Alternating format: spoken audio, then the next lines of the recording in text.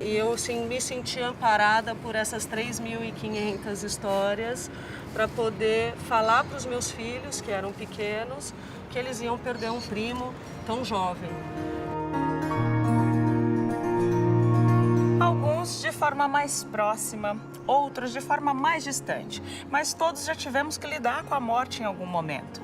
É um tema pouco abordado entre os adultos também, que dirá falar sobre isso com as crianças. As famílias educam seus filhos para muitas coisas na vida, mas será que falar sobre morte e luto está entre esses temas?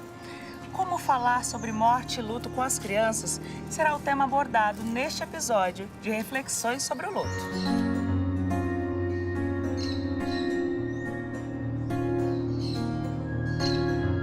Fernanda, se apresenta pra gente. Como que foi a sua história com o luto? Sou uma das colaboradoras do site Vamos Falar sobre o Luto, que nasceu da minha experiência de perda do meu pai. Somos 7 colaboradoras, todas nós trabalhamos no conteúdo, mas eu especificamente eu toco um espaço que chama confessionário. É um espaço de escuta que nós abrimos para as pessoas contarem as suas histórias. Eu tinha um medo inicial disso ser muito pesado no meu dia a dia, responder inúmeras mensagens, e no final acabou me amparando numa segunda situação de luto que eu vivi, que foi a do meu sobrinho.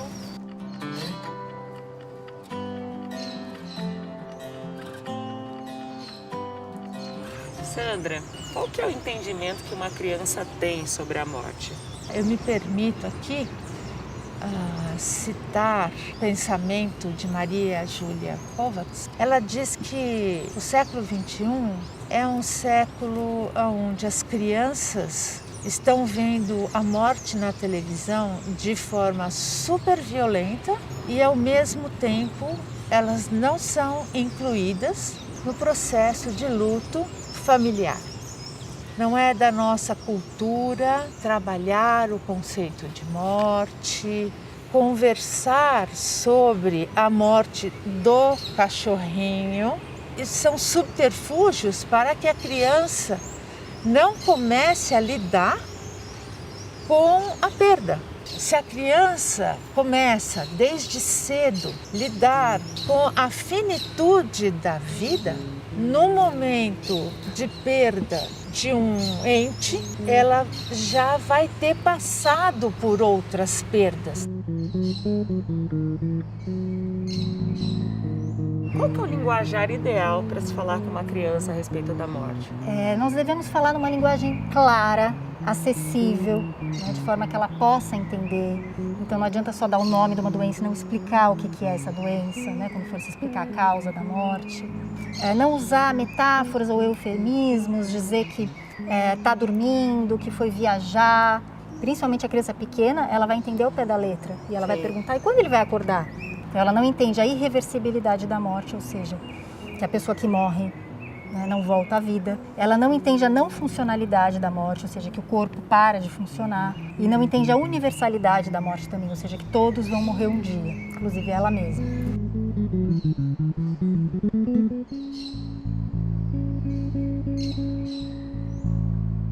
Valéria, infelizmente não pudemos estar juntas, então por isso que a gente vai conduzir essa entrevista por meio virtual.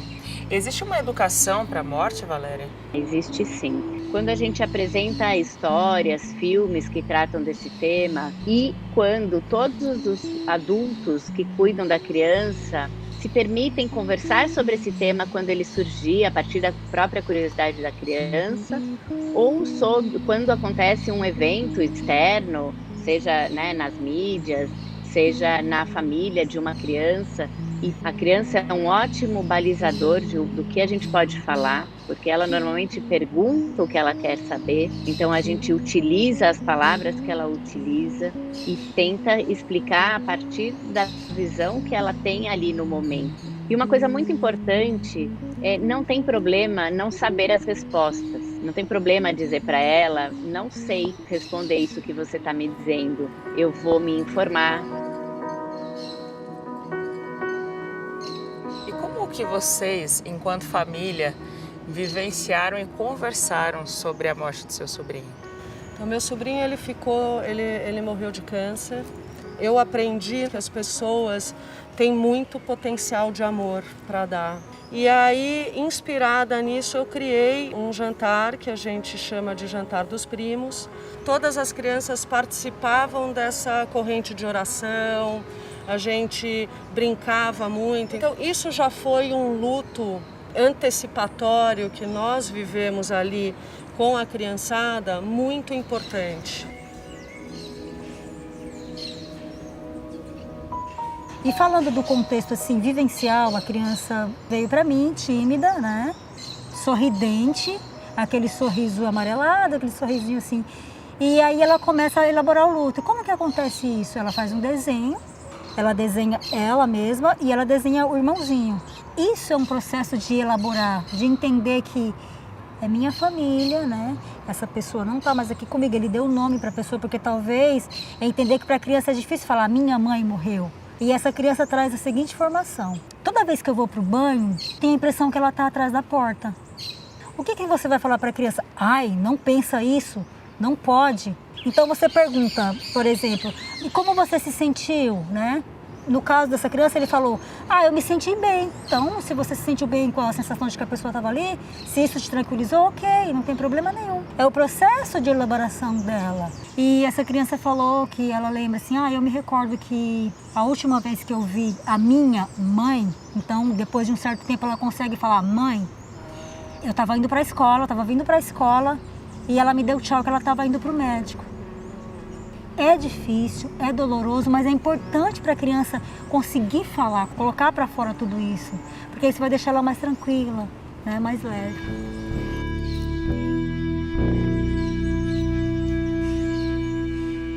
A gente existia comigo e o meu marido um momento de quando a gente vai falar que não tem mais jeito. E eu lembro que chamamos nossos 3 filhos e o meu pequeno falou, mãe, eu preciso te fazer uma pergunta. O Felipe vai morrer? Nossa. E aí eu e o meu marido olhamos um para o outro e falamos, a gente não quer que o Felipe se vá. A gente não vai deixar de acreditar que ele pode se curar, mas está cada dia mais difícil para ele encontrar uma saída. Qual que é a idade do seu filho nesse momento? O meu filho tinha 5 anos e aí ele até brincou porque o meu sobrinho, ele ficou doente 12 anos, mas ele era muito namorador. E aí o meu pequeno falou, mas mãe, ele é muito novo para morrer. Ele tem muita namorada ainda para ter na vida. Viveu então, intensamente. Isso é uma outra coisa que acontece quando você fala sobre o luto de uma forma tão transparente, abre o espaço para a questão da brincadeira, da leveza aparecer.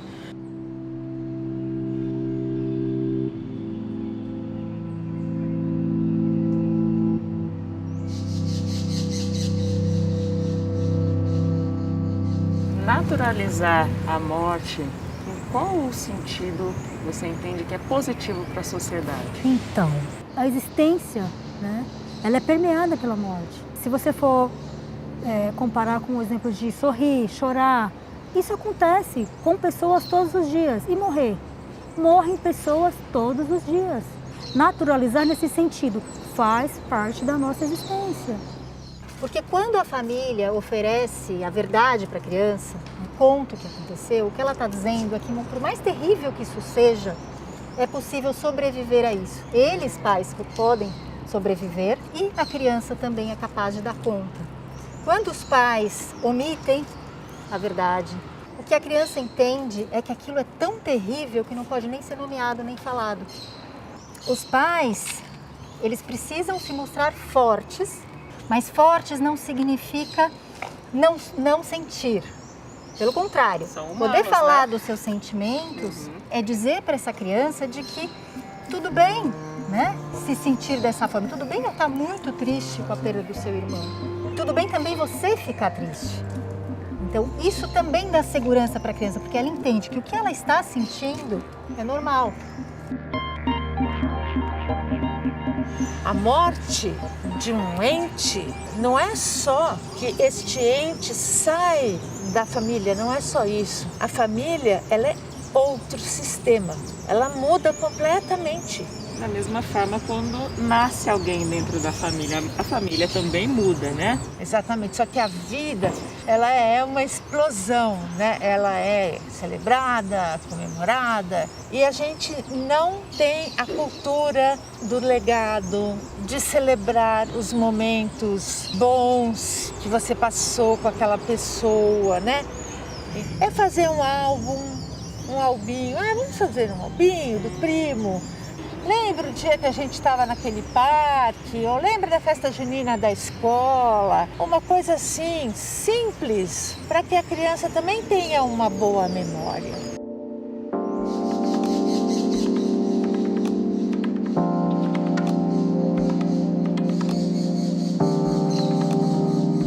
Teve um segundo ritual que eu achei que foi o encerramento mais bonito, que ele pediu para ser cremado. E ele falou, eu quero que joguem as minhas cinzas na represa. E aí, de novo, toda aquela movimentação dos jovens foi muito importante, porque a hora que todo mundo jogou as flores e acabou, eles naturalmente pularam na água. Então foi um ritual das cinzas, das flores, dos amigos, e aí todo mundo, a família inteira, todos os amigos, eram 40 pessoas na água. Então, assim, esses rituais e as crianças participarem dos rituais é um processo muito positivo para eles. Eu gosto de dizer, quanto mais você coleciona momentos de amor, a hora que bate o desespero da dor, você tem aquilo como um remédio. Nossa, lembra daquele dia? Quando eu falo da conscientização da criança sobre a morte, eu não estou querendo desvendar o mistério da morte com a criança. Eu estou querendo que a criança entenda, acontece. E enquanto não acontece, o que eu tenho para viver? Né? O que eu quero dessa vida? O que eu quero para mim? A sociedade como um todo poder falar do assunto contribui muito para a educação para a morte, porque geralmente é um tema que todo mundo tenta deixar embaixo do tapete. E quanto mais a gente puder falar de uma forma natural, nós vamos ter mais recursos para lidar com isso no futuro. Eu acho que existe ainda muito não se falar sobre isso. Eu acho que essa pandemia veio para dar um alerta. Sairemos daqui com um pouco de menos tabu. Quanto mais se fala naturalmente sobre a morte, melhor é o seu processo de luto, porque ele não vira um monstro. Quando você não abre a janela para ver o que tem ali dentro do quarto, sim, ele fica escuro e com muito medo. E eu vou dizer, a gente nunca está preparado, mas quanto mais você fala, mais natural é o processo e os caquinhos, mais fácil de você depois juntar os caquinhos.